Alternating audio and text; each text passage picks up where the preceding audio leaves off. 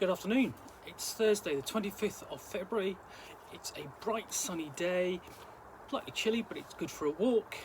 And I've come back to find I have another parcel to unbox. This is the latest thing through the letterbox, or rather handed over by my post lady. So I'm going to open that. Of course, I've got a cup of tea. And this, obviously, I can tell from the packaging that this is from drivethrurpg.com. You can tell by how solidly packaged it is, and certainly by the quality of the glue. Once you get your fingers underneath that, you're trying to wrench that open. I'm sure you've all had packages like that. You just really got to use a bit of force.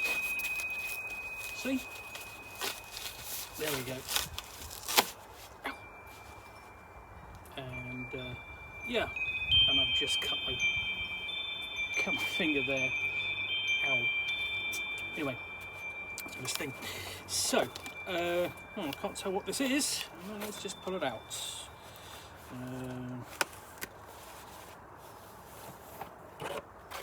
Okay, this is the Black Iron, a Grimdark setting for 5th edition. It is published by Feral Gamers. A world broken beyond repair. When the elves left, they took everything, leaving only behind ashes and death. In the aftermath of their apocalypse, dark things fought their way into the light. The Bloodlords staked their claim on the remnants of the world, slaughtering everyone who opposed them. Mankind is relegated to subsistence, clinging on in a few underground bastions and in the last city, protected by sorcerers driven mad by the magic they wield. Sometimes you find a means of surviving in the ruins of a magical desolation, where the earth itself is trying to kill you, and the only people you can trust died long ago. Will you strive to withstand the creeping madness of the beyond for a little longer? Trying to restore some light in a world consumed by darkness, or do you embrace the chaos, taking what you can from those too weak to defend it? Dark cults proliferate in the streets. Dread creatures drag themselves ever onward in search of new flesh. The world freezes and shrinks and shudders as it waits to end. What a time to be alive.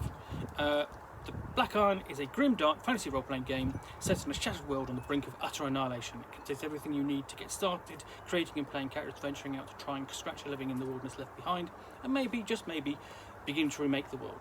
Inside you'll find a complete background to the world, a new race, the Chimera, a melding of human and animal, new classes, 4 new classes, and over a dozen new subclasses.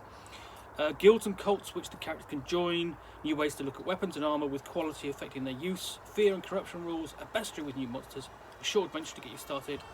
The Black Iron is a grimdark setting for the world's oldest role-playing game. It is not heroic, and magic is hard to learn and dangerous to use. This is the version 2, and if you bought version 1, you already have this version in your library. Okay, that's an odd thing to have on the back of the blurb there.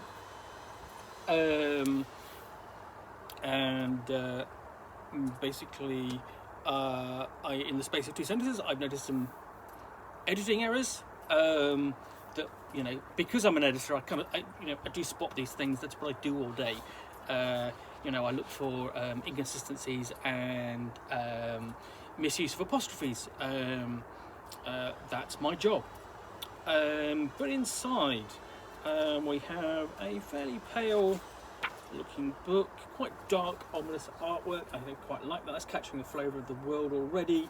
Perhaps you might argue it's a little generic, but we'll see. It's a good start.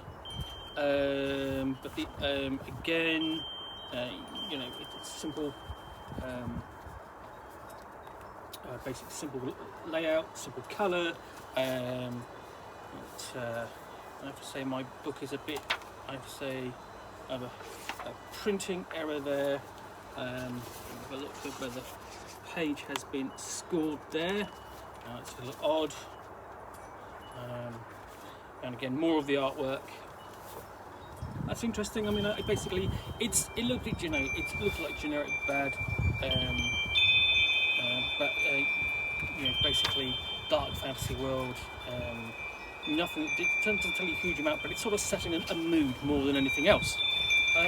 Decent map. I don't mean quite like that. It's getting you a bit of feel for what the last city looks like. There we go.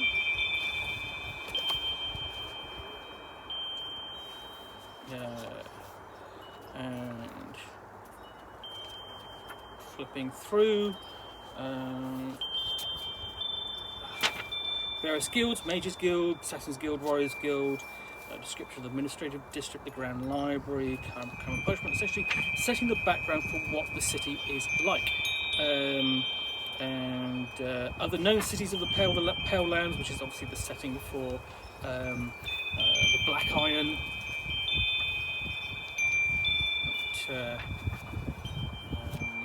And we have an area below as well, in company with a rather sort of like basic, sort of like roughly drawn map.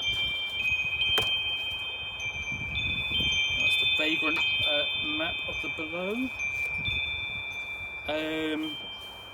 And yeah, I mean the artwork is artwork's very dark and ominous. It's quite nice centre spreads there.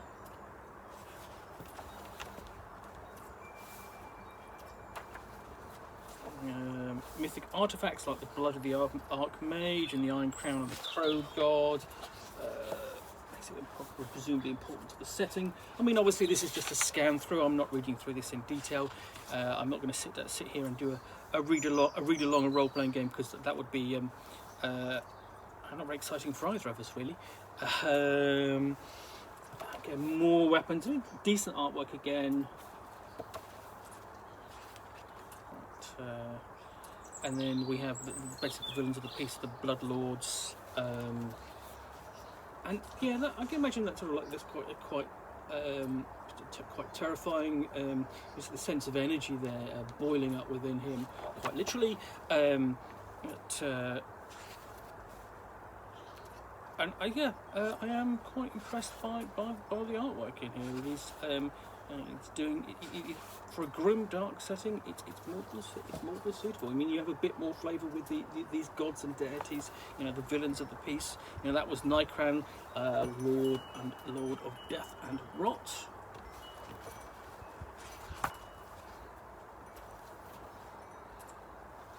So, character creation. So the first thing you notice, okay, basic character creation is classes not used. The Black Iron either changes the existing classes available or ignores them completely. The roles contained within this setting are the only ones available to the players, and all classes from the player's handbook are not valid. It doesn't use alignments. The world is the Pale is very grey, and though true evil does exist, and some would claim true good also exists, many people find it hard sticking to one outlook on life in a world that's trying to kill them. There are some backgrounds which it does share, essentially charlatan, criminal, guild artisan, urchin, but it adds the chimera species, basically or race, as an option. Half-elves as well, again a different form of half-elf, I'm presuming, than the one found in the player's handbook. So yeah, there we go. Discussion of humans, and then we go on to the classes as well. So fighters, hunters, mages, scavengers, tribals, which are mountain-born tribespeople, and vagrants. And the vagrants are basically the beggars and the scum that live in the slums and refugees around the lost city or the abandoned mining camps of the below.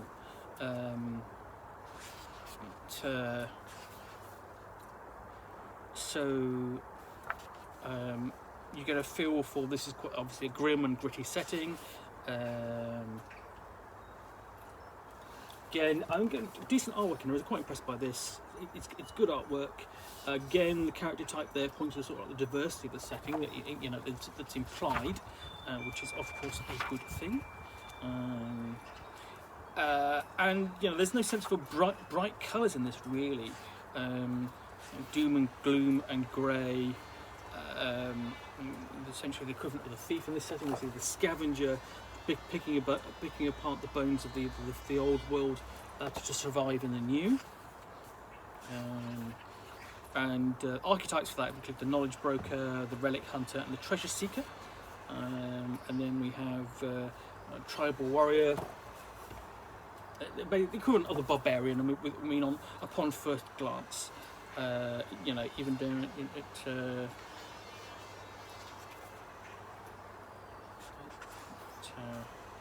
And then vagrants.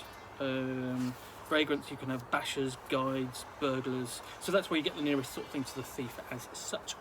And then you can belong to guilds and cults. And there are various ones described in here, and they are actually not just social organisations. So obviously you've got the Mage Guild path,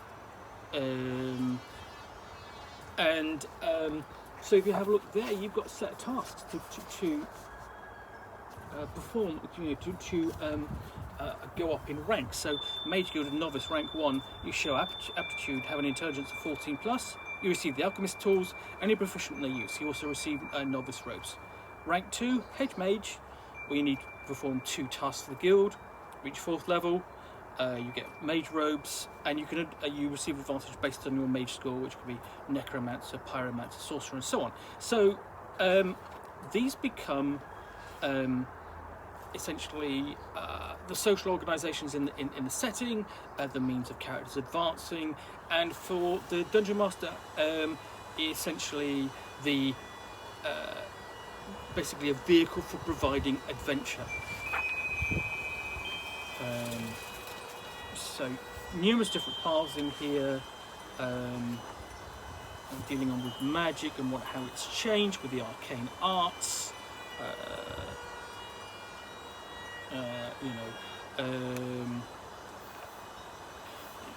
There's blood magic in here, and there's a magic fumble table. So magic is not safe. Definitely enforcing that. You have an extensive spell list, guides for surviving the Pale, dealing with corruption. So again, not safe. Counter tables, cities in the dark, creating adventures, a feel for the world, threats and horrors. And it's basically discussing monsters and magic, corruption, and so on. And then you add monsters, creatures like self, like the Ash Nomad. There, nice illustration and nice effect of sort of like the vanishing effect. Nice illustration of that. It's sort of like one of its powers, and it comes with there's some background and so on, and an adventure seed and the like. Bandits and villains, corrupted beasts, Bloodlord Knight. So every one of these comes from an adventure seed as well as the background and the stats. Okay. All the way through, you've got cultists and fanatics, ghouls. That's G-U-L, G-H-U-L, rather than the traditional ghoul. Abominations. Yep, that's abominable.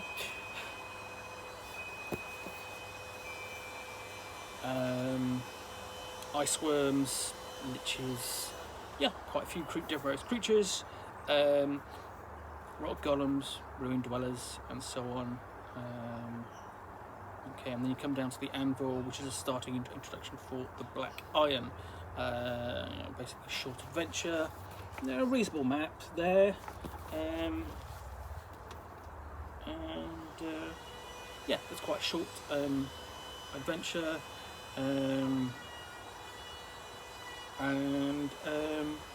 Yeah, again, this is something that's funded by Kickstarter. It's available from drivethrurpg.com. I will have a review of it in due course. I'll be interested to see what it is like in depth. It does look interesting. In the meantime, if you've enjoyed this unboxing, please click the like button down below. If you have feedback or comments,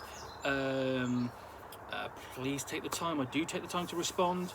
And if you want to see more, please subscribe. I will have more unboxings here in the Nook, posting very soon.